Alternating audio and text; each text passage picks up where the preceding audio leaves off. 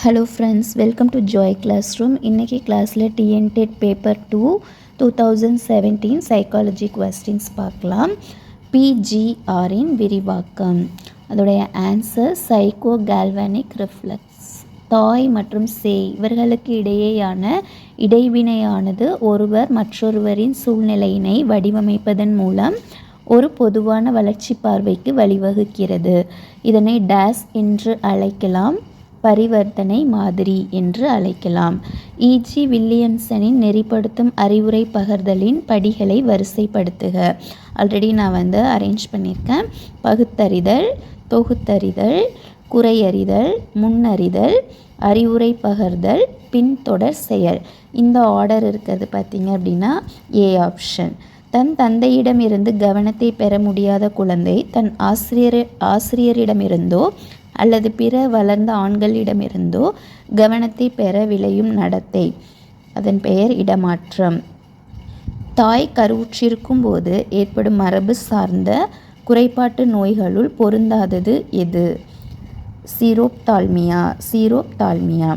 பர்கின்ஜி கோட்பாட்டின் மூலம் குறிப்பிடப்படும் மாற்றம் வண்ண செறிவு உணர்வு.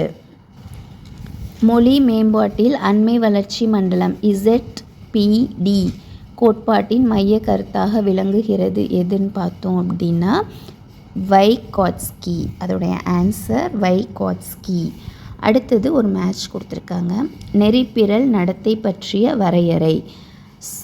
இதை எப்படி நம்ம மேட்ச் பண்ணலான்னா சட்டத்தை உடைத்தெறிதல்.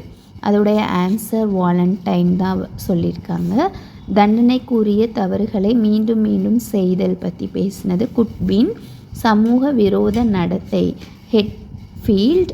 மனமுறிவுகளை ஆக்ரோஷமாக எதிர்கொள்ளும் வழிகள் பற்றி சொன்னது பிளான்ட். இந்த ஆப்ஷன் எங்கே இருக்குன்னா ஏ. டேஸ் ஆளுமை பண்புகளான சமூக கலப்பு, சுய கட்டுப்பாடு மற்றும் பொறுப்பினை ஆராய்கிறது. மேலும் இது ஆளுமையின் சாதாரண அம்சங்களை அடையாளம் காணவும் மதிப்பிடவும் பயன்படுகிறது. எதுன்னு பார்த்தீங்கன்னா CPI. டேஸ் நிலையானது இன்சுலினின் மிகை உற்பத்தியின் காரணமாக ஏற்படுவது. இது மிக கரைந்த இரத்த சர்க்கரை அளவினை விளைவிக்கும். இது ஆற்றல் இல்லாமை மற்றும் அடிக்கடி மயக்கத்தினை ஏற்படுத்துவதாக அமையும்.